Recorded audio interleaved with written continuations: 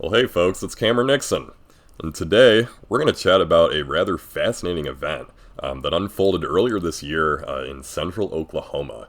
A couple supercells produced a smattering of tornadoes, particularly near Cole, Etowah, Pink, and Shawnee, that kind of raged through the evening. And what was interesting about this event is that these supercells had so many chaotic motions to them. A lot of these tornadoes were very highly deviant, with supercells taking really hard right turns. All sorts of random chaos was going on that was evident both in the field and on radar.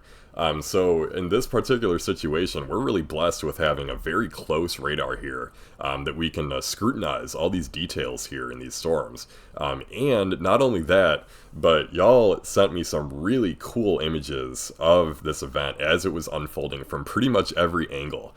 So I appreciate you guys so much, and now that means that we have kind of a complete play-by-play of how this storm looked, both on radar and visually, over the course of its life cycle. So without further ado, let's check this out. This is the 12Z sounding out of OUN. You can see that morning we had a remnant strong low-level jet, but the rest of our hodograph was pretty lame. We had some weak mid-level flow here, relatively dismal upper-level flow here too. For some context though, we did have a trough coming in that would provide us stronger speeds later that evening, so we really didn't have many concerns that our hodograph wouldn't kind of buff out later on in the day. However, it was definitely kind of disheartening to see it look like this in the morning, and something that was kind of weighing on me. But the thing that was weighing on me the most was how deep and bone dry this EML was. Sure, we do have kind of a stockpile of high cape just above this if we were able to tap into this, but this is not a good look. We have really shallow moisture here, just about 60s dews, really strong capping inversion here. We needed a lot of erosion first off, and this dry air here, if this didn't moisten, that's really hostile for storm sustenance, right? You get a lot of dry air entrainment in scenarios like this where your dry air kind of enters the updraft and kind of strangles it. And really, if I'm being honest here, I rolled out of bed and I was thinking, you know what, this might be just a fun day along the dry line. Might see a little LP supercell, a cool cloud to take pictures of. I mean, it's only mid-April, so how bad could this actually be? So I decided to go. Regardless, this really wasn't a sounding that made me think tornadoes at all. Mostly just, storm pops off at 7 p.m. and goes LP and then dies, and then I'm back by 9 or whatever. So, obviously it exceeded my expectations, so let's talk about why that happened. Looking at a plan view, cape, and hodograph map, you can see this is kind of the shear profiles we were dealing with early on. Again, rather unimpressive. However, we have a large reservoir of cape here near the dry line, and as the day wears on, you can see our hodographs start elongating. And this is kind of your 0Z magic hour. These are your classic Great Plains hodograph shapes, dominated by shear in the lowest 3 kilometers, have that magical hump shape. This is how you get some pretty, a wide variety of cool events on the Great Plains, whether it be tornado events or just structure events. Again, with all that dry air, I was kind of thinking we just kind of get an LP or two, but that's really when you're seeing something like this, you should be kind of entertaining some higher end scenarios, because this is strong shear, especially as you get closer to the Red River. You can see we have our subtropical jet influence. We have much stronger mid and upper level shear. These really were impressive shear profiles, and that's something that I probably didn't take as seriously as I should have that morning. As we get into the 1Z and 2Z hours, you can see these humps really start growing, and we still have some buoyancy here remaining in central Oklahoma. So really, a plot like this is kind of telling me that we do have the potential for supercells well into the evening. This is 4Z, I think that was 11 p.m. So a lot of time for a storm if we did actually get a storm. So much to my surprise, this was the sounding observed at OUN as early as 19Z. That's just 1 p.m. You can see we've had some significant improvements to our skew-T, especially considering what we had in the morning. That really strong capping inversion now lifts up here with that ascent from that incoming trough. So we've really done a number on that cap, and we've not only increased our surface dews, but we've increased the depth of our low-level moisture here. So this is really starting to tell me that, yeah, we do have a really dry layer here, but we might just have deep enough moisture here to actually sustain a longer-lived updraft in this. You can see our hodograph looks a little bit better here, but our main improvements here are with that skew-T. And we now have almost 4,000 cape locked down on here. So pretty good sounding that morning. Let's fast forward a couple hours, and you can see we have a cumulus field developing here under very crisp blue skies. Again, thanks to that really bone-dry kind of mid-level EML there. So a pretty nice sky, one that definitely tells you that structure is incoming. By 2130, you could see a lot of these updrafts had that very sheared look to them. As soon as these went up, they were very tilted and had these long kind of pseudo anvils to them. So what this was kind of telling me is that maybe that mid-level shear was starting to increase a little bit. Maybe it was stronger than I thought it would be at this point. And so sure enough, very shortly thereafter, this updraft, which was down near Lawton, actually split in two. You can see the right moving pair here, and then the left moving counterpart here. So again, all of these are cues that we actually do have considerable mid-level shear in the atmosphere already. And so this was actually an observed VWP at around this time. You could see some strong mid-level shear here, particularly from 1 to 3 kilometers or so. And so whenever you see a hodograph like this, you could definitely expect some splitting supercells at first, given how much crosswise vorticity is available to an updraft that's moving with the mean wind. Here's radar at this time. You can see the cell developing just north of Ketch, and then a cell that I was actually on developing just south of Cyril. You can see as they start to mature, especially this cell that I was watching, started to split in two. We got the left mover here and the right mover here, aligned almost perfectly with that mid-level shear vector. This is kind of the axis of splitting in these cases. And I was actually watching this one from Blanchard, so I let this approach. It kind of remained rather steady state, not too much of an intensification here. And my visual of it, it was a pretty decent supercell. It had a kind of rounded but compact base to it. Nothing that told me this thing was going to do anything more interesting than just kind of remain a small, compact little supercell here. Generally, I want to see at least a little bit more of a broader base to give this my full attention. But, you know, I figured I would take this one and take a peek at it before I moved down to the rest of the line. I was particularly concerned that these cells early on would kind of outpace the worm sector, which I believe the axis of buoyancy was kind of up to the OKC metro here. And so this was a little bit early still. This is about 5 o'clock. And I figured the storm would start kind of outpacing that worm sector. And, you know, why would I continue on this storm where I had all these other options behind it? Almost kind of an overwhelming chain of supercells initiating from this dry line on a day where I really didn't think we'd even get an initiation. So really impressive look for just 5 o'clock. So as I let these cells mature, I definitely started thinking that this rear cell here, just north of Cyril, would be a little bit more worth my time. You can see it has a really sharp reflectivity gradient here, and as we keep stepping forward, you could start to see a semblance of a left flank velocity enhancement here. Really just a sign that the storm now has a sustained downdraft in its forward flank, a natural characteristic of supercell storms. So as we continue going, you could actually start to see a little bit of a circulation develop right along the cusp of that left flank boundary there.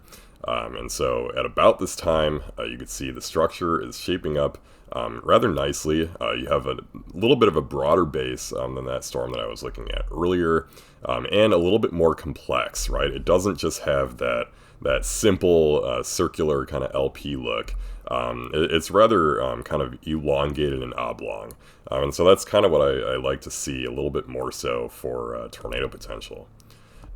So as we continue forward, this circulation that the storm has produced starts to occlude off to the north. You can see a precip core falling over Verdun here, associated with the collapse of that updraft. And then another circulation form as it approaches Chickasha, along with a new hook echo. So the storm had successfully completed a full cycle, and so we were already starting to think that, okay, something in the environment here was a little bit more supportive of cyclic type supercells at this time. So as it continues to approach Chickasha, you can see the circulation kind of ramp up and down. We were actually caught in Chickasha traffic at this time, trying to get around the storm, but a current view of the storm suggested that perhaps, maybe-ish, sorta, it was trying to produce a funnel cloud. Kind of inconclusive on that, but otherwise a pretty nice storm structure, nice and broad, elongated base here. But let's take a little bit of a closer look at the scene here. Check out this little downdraft here in the bottom right of this image. This is not associated with the supercell storm, right? It's forward flank as well off to the right here. That's where all its precip is falling. So we have another separate core approaching the storm from the southwest. So if you look at a radar image from about this time, you actually have a couple cores kind of making their approach toward the storm. And as they do so, things start to get a little bit messy. One of the first things that happened is actually the storm starts producing significant severe hail, kind of just northeast of Chickasha, once these new storms kind of nudge in. And so what follows, though, is pretty intriguing. Let's take a look at its structure from about this time as these storms get pretty close.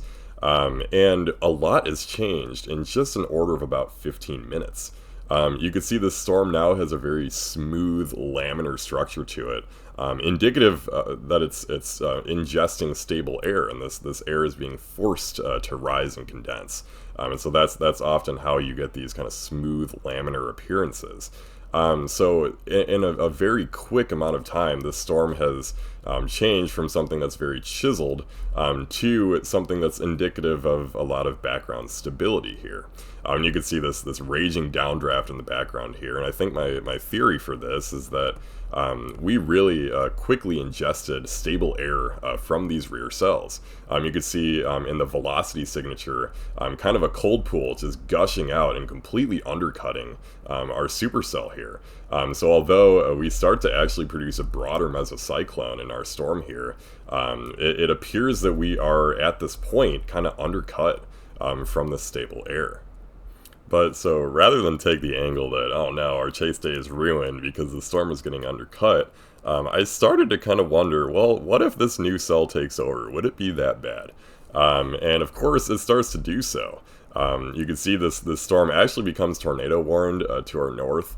It starts producing a little bit tighter of a circulation here, but it does not look very long for this world as this new hail core kind of takes over here. And so as this storm strengthens, we definitely start to realize that this might be our new play, and a few other spotters around the area were kind of seeing the same thing. You can see in this progression of images, this rear cell become a little bit more defined, kind of popping out of the rear flank of this forward cell. And you can see a nice stout wall cloud associated with this. And again, this lovely kind of stable laminar look to this forward cell here in the foreground.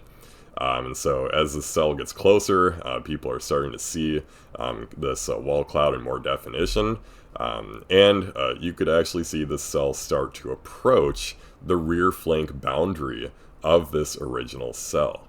So this is where these cells start to merge as it approaches the initial cell here. So you can watch this merge happen in real time on radar. And when we do so, let's take a closer look at how these storms are actually moving. This forward cell, you can see that circulation it produces actually starts moving off to the north-northwest as it occludes, and another circulation forming just off to the east. But really the motion of this forward cell starts to slow down as it becomes impacted by this rear cell. And the rear cell actually, as it intensifies, starts speeding up off to the east. And so I was able to actually record the motions here, and we're going to take a look at how these motions correspond to the photograph that we're working with right now. You can see that strong, straight, mid-level shear here that was sampled earlier on that VWP. But what we're really just lacking is kind of that low-level streamwise vorticity. We could even be pulling a little bit of a crosswise component here, especially if our storm is moving right enough. And so I actually recorded the motions of these two storms. Here is our initial storm here in the forward flank of that rear storm. You can see it starts moving really close to the center of the origin, really deviant from what the hodograph would expect it to. I'm believing this is partly due to it literally being kind of in the forward flank of this new cell. And right when we're in the forward flank, when you have a strong mesocyclone like this rear cell did, we get southeasterly, easterly flow ahead of the storm feeding into it. So this supercell in the forward flank of the cell is actually experiencing much stronger flow from the east that would presumably kind of halt its eastward progression. In contrast then, we could see our rear storm actually has a lot quicker of a motion off to the east. So these two cells have very different motions and are interacting with the hodograph in different ways. But at this point, we know that our initial supercell here is about to be impacted by a pretty strong storm merger off to the west flank here. And so this is where things get a little bit dicey for storm spotters, especially who aren't in the know in terms of what's going on radar. So let's take a look at what our storm currently looks like. Maybe if you're being a good chaser and staying in kind of the forward flank of this initial cell here, you might not have actually seen this new storm coming. This is a really telling image here. This new, very powerful supercell here is completely hidden in plain sight behind this original supercell here. Its forward flank pretty much indistinguishable from the precipitation core of this original cell. So especially maybe if you didn't have cell service here, if it was being bogged down, or if you just weren't looking at your phone, you might not have any idea that this new storm was just about to come and take over. The people in the forward flank were definitely fascinated by the structure of this original storm here, and it even produced some rapidly rotating wall clouds. But especially if you're too close to the action here, you could completely miss out on what's coming behind you. So let's say you actually did have situational awareness of what was going on with these two cells here. So now would be a perfect time to get away, get out ahead of these storms, and kind of let them do their thing, let this all sort out. Because positioning around something like this, especially if you're kind of going after these little transient circulations and wall clouds, can get pretty dangerous, especially when you don't know what's about to happen. Now would also be a perfect time to just kind of sit back and appreciate all the really complex dynamics going on with these two storms here. You could see this initial cell here really starts to stall. And when it does so, it takes on this really elongated, almost southeast US style supercell appearance with that really long left flank boundary here. And part of the reason is because it's utilizing the hodograph in a way that storms really shouldn't be in this environment. Usually our right mover motion is somewhere kind of close to the hodograph, so our storm relative flow in the mid-levels is actually kind of weak.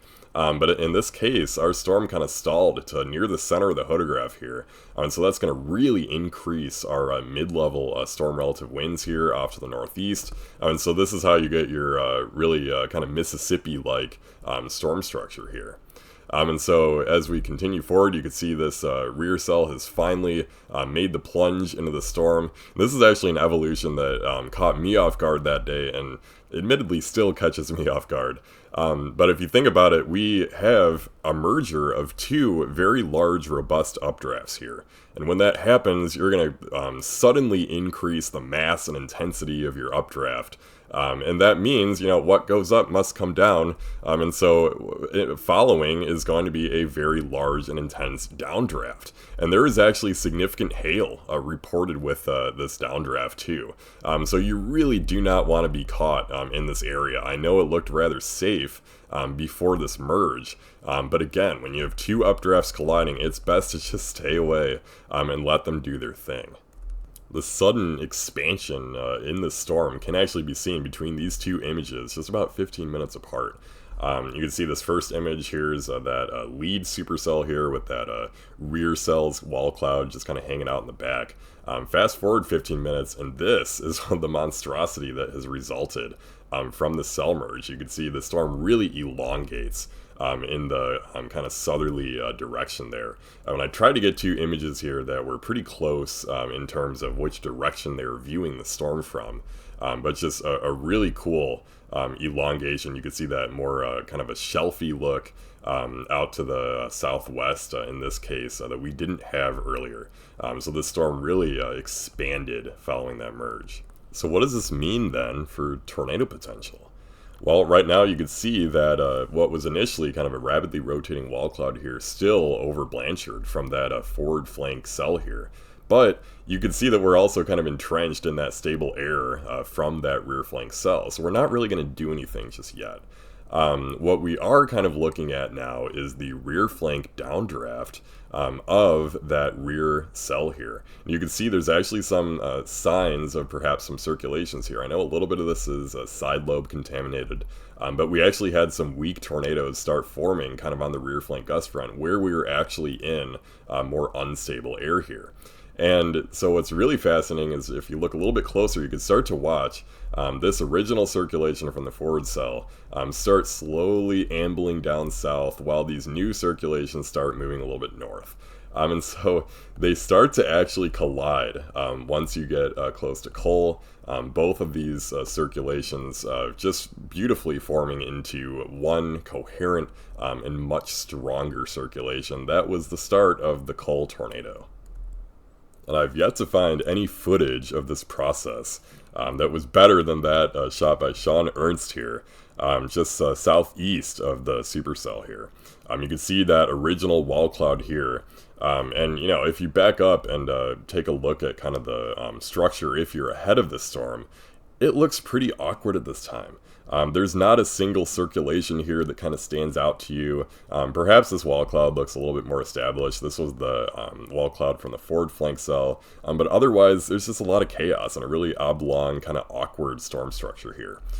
But Sean's footage shows that not only did we have this original wall cloud from that forward flank cell, but you started to get a little notch forming in the rear flank downdraft.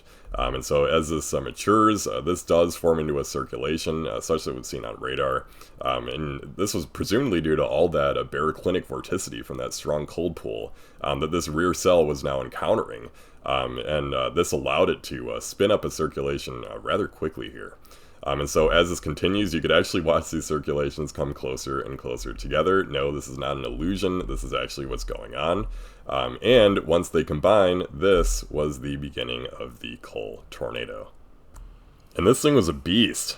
In my unbiased opinion, as a structure hipster here, I really think Billy took home the money shot with this. Such an incredible sculpted mesocyclone, especially for central Oklahoma here, with that tornado underneath. Unfortunately, you know, as much as we love to call these things pretty and geek out over them, this was a deadly tornado, so something to keep in mind. But as we continued watching this, it actually did rain wrap really quickly after this, as it reached peak intensity here. So a lot of chasers, especially who were out in the most kind of classic spotting position ahead of the storm, really couldn't see much at this point. But as this tornado reaches peak intensity, it's pretty easy to forget about what's happening on the storm scale and what the supercell is about to do next. And so you could already see a long pennant echo has formed here just to the south of Washington. And if you scan up, you could actually see that the B-ware associated with this and the presumably where the updraft is, has actually stepped out much farther east than the circulation is right now. So you could expect that this circulation is fully occluded, well away from the main updraft that's propagating with bunkers right. And so this is a candidate for a deviant tornado. And so this is actually what started to happen here. As we step forward, you could actually see the inflow in these outbounds here from this new updraft near Washington start to take over and kind of punch through the rear flank downdraft of the initial circulation. And so this is where the hook echo gets really elongated and awkward looking. You could actually watch this coal tornado, which was initially moving kind of due eastward, quickly kind of get shunted off to the northward here. And this actually prompted NWS to start issuing tornado warnings that were a little bit more in line with where that tornado is headed. So these present a pretty dangerous situation, not only for storm spotters who were kind of on the north end of this storm, but for the National Weather Service here. So here's what the environment was likely like around that time. You can see a similar skew T here, still with that relatively dry air in the low levels here, and you're starting to increase your convective inhibition, especially as you start cooling your surface temperatures here. So this is around the point where I'm expecting that, hey, the structure of the storm might get pretty good. So it's about time to get out ahead of it. And you can see the hodograph has increased dramatically here. You now actually have strong low-level shear and streamwise vorticity here from the hodograph. So you're a lot less reliant on some of these chaotic interactions to produce these tornadoes. And so we can use this hodograph to figure out why this tornado actually did deviate. And this is the concept of deviant tornado motion from the hodograph. And from the advective low-level winds. You can see our storm was initially moving off to the east at around 30 knots or so. So, one would expect the tornado to continue moving with this. However, our tornado actually moved pretty much due north at almost 20 knots or so. And so this is because we had a very strong low-level mean wind off to the north-northwest. And so this was actually one of my papers here is finding what direction did these deviant tornadoes go. And it usually ends up being roughly in the middle between that mean wind and the lowest kilometer or so, and then your right moving storm motion. It's kind of a tug of war between both of these motions. The tornado usually doesn't know where to go except for somewhere in between the two, and over time it might start to deviate a little bit more toward that low-level mean wind. And this was a classic deviant tornado hodograph, especially because we had that very rightward deviant supercell motion to begin with, which meant our tornadoes resulting motion, once it was advected by that low-level flow, would be very different from where that supercell was initially moving. So what's really cool here is, although you can't really see the tornado because it's very rain-wrapped in here, you can actually start to see the occlusion process with its remnant updraft here. Let's step forward just a few minutes, and you could actually see not only does the supercell completely clear out here, thanks to all that new fresh inflow from this mesocyclone, but you could actually start to see a separate updraft here, this kind of murky thing here, distinct from that of our parent supercell here. And you can even start to see a little bit of a rip between this supercell and that updraft here that continues to expand as this updraft is continuously advected northwestward by those strong low-level winds. So as the circulation continues to occlude, you could actually see a significant core collapse now as that updraft decays as it moves northward. And so now, no longer are we this kind of a dual mesoed, complex supercell structure here, but now we've shed this off and we've become a little bit more of a coherent single mesocyclone supercell structure. So a little bit more classic now, with a lot less of this chaotic behavior. So we can go toward the view at the time, and we actually had a very simple, coherent supercell mesocyclone, almost the sort of which that make you think that, hey, tornado potential might actually be done with this. And we have that really smooth, forced laminar appearance here with these striations. It's indicative of that very strong mesocyclone still forcing up that stable air that we saw earlier was characterized by quite a bit of sin as the evening set in. So what's also interesting is that our storm has now become significantly smaller than it used to be. If you remember earlier on when those two supercells merged, that created a temporarily much wider updraft before that tornado. So now that we've kind of occluded some of that cloud mass, just kind of shut it off, now we're a lot more lighter and we have a lot less mass here. We're a smaller storm. And interestingly, you can actually see that in the motions of the storm too. Originally, it was deviating very hard right from that bunker's rightward motion, and now we're losing some of that deviation. Wider supercells can actually deviate more, so it would make sense that as the supercell starts shrinking, it'll deviate less from that mean wind. So at this point, we're in kind of a relative lull in activity with the supercell here. It continues moving off to the east, but we don't really have much going on. We have kind of this very large, broad, disorganized mesocyclone here. As we saw earlier, we had a lot of forced lift, so there's probably lots of sin here near the ground. So the supercell would kind of struggle to intensify any of these little circulations that it did produce. A couple of these did actually touch down briefly as weak tornadoes, but nothing that was overly coherent. And as we continue going forward, you can see the storm just looks pretty messy. And visual at this time still showed that very smooth laminar appearance to this updraft that really made it kind of look like this thing was about done producing tornadoes. And then underneath it, we just had a lot of chaos, kind of just some random wall clouds here and there that really failed to kind of consolidate. But this disorganized structure actually didn't last too long after this. You did have a more coherent circulation start to form on the eastern flank of the storm, associated with a very pronounced hook echo. And this was actually the beginning of what is now called the Etowah tornado. And so here's a shot of this from the rear flank of the storm. You can still see that smooth laminar appearance here and a large circulation underneath here. And from a closer view, there was a tornado with this circulation backlit by the lightning here. So as the circulation matured, I actually believe there are kind of multiple tornadoes associated with this, but there was one coherent circulation that kind of lasted quite a while. And the parent supercell structure actually started to change. We took on a little bit more of an elongated appearance, kind of like what we did earlier before that coal tornado. Almost this kind of Mississippi-like elongated left flank here. And so a behavior like this is kind of atypical in this kind of environment. So what's actually going on here? Well, look to the west. Surprise! There is another supercell here. How the heck did this get here?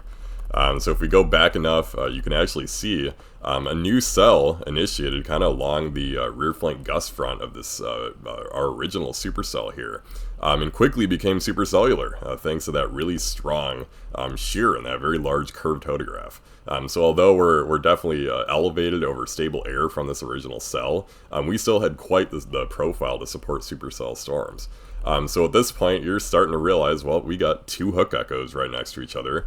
So that implies that we have two relatively robust mesocyclones in close proximity to one another. And when that happens, something called the Fujiwara effect can start to take place and govern the motions of these cells. So what we had originally was this new cell was kind of developing on the west-northwest side of this original supercell. But now, as it matures, you could start to see it pulling a little bit closer to this original cell as this original cell starts stalling. And now you have a configuration where this new cell is to the southwest of our original cell. So there's definitely some kind of dancing going around here as that Fujiwara effect takes place. And so now our original cell here is absolutely being acted upon by that rear cell here.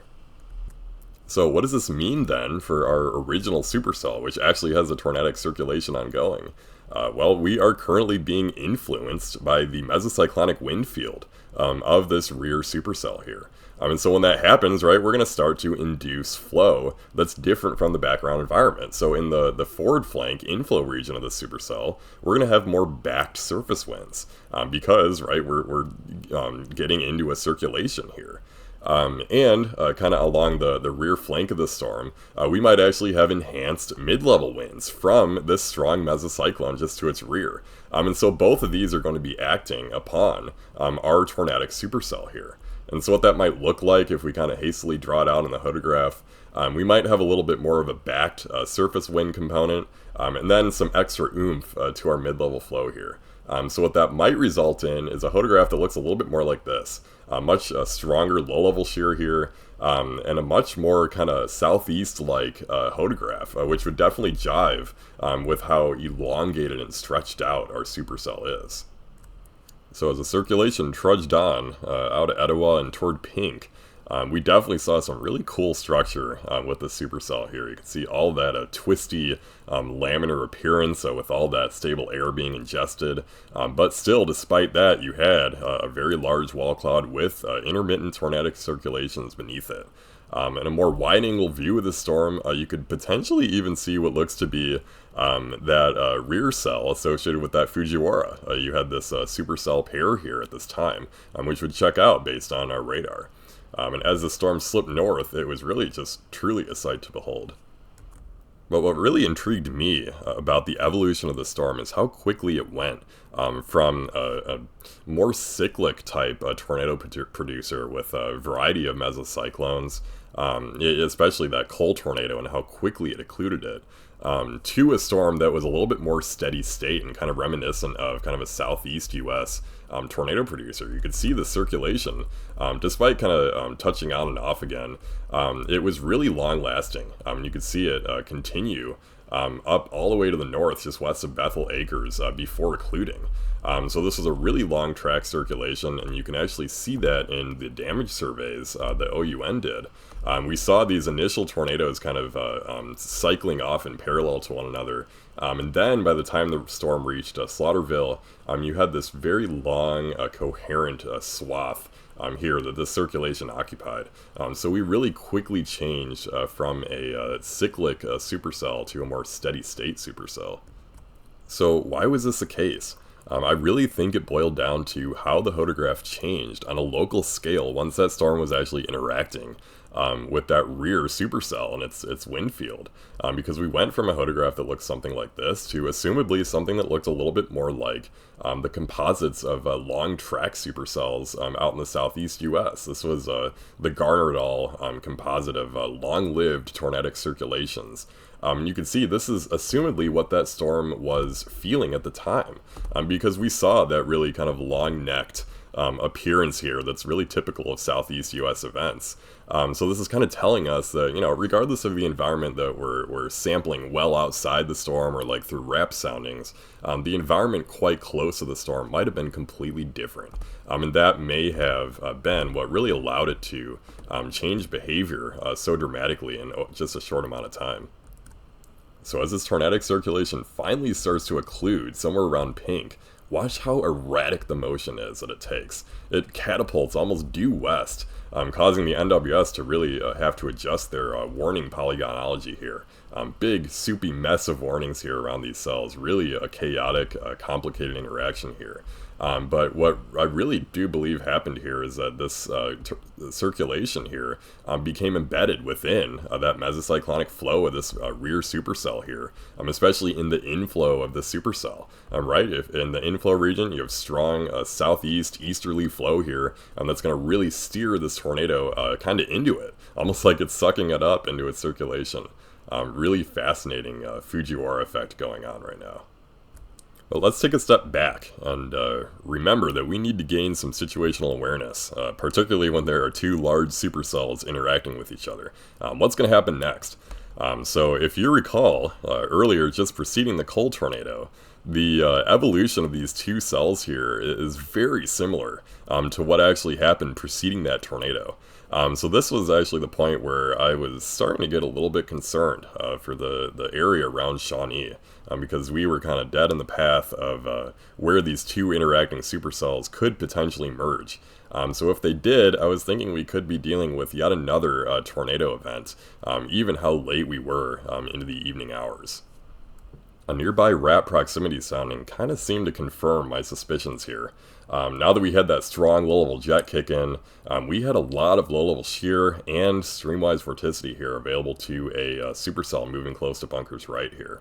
The really only thing I didn't like about this sounding was how much convective inhibition had now set in, now that nocturnal cooling had cooled off these low-level temperatures. But I really thought that owing to that strong streamwise vorticity, we could get some powerful kind of vacuum cleaner mesocyclones tonight that could continue to pose a tornado risk.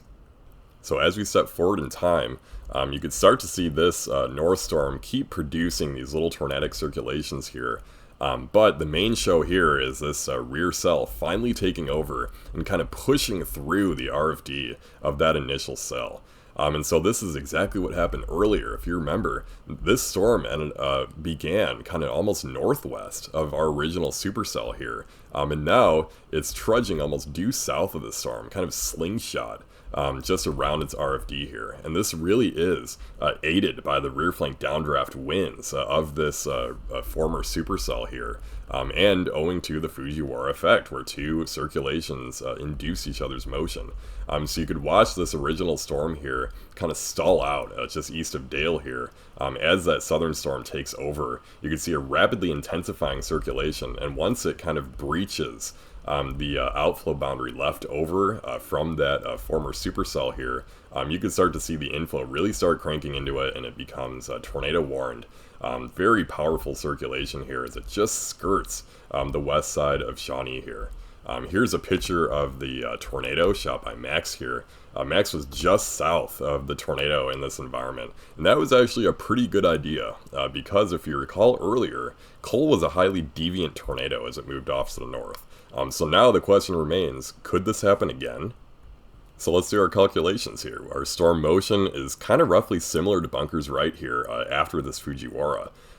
And we have some pretty strong low-level winds. Our mean wind is almost 40 knots, almost due north here. So tornadoes could potentially deviate almost as far north as this.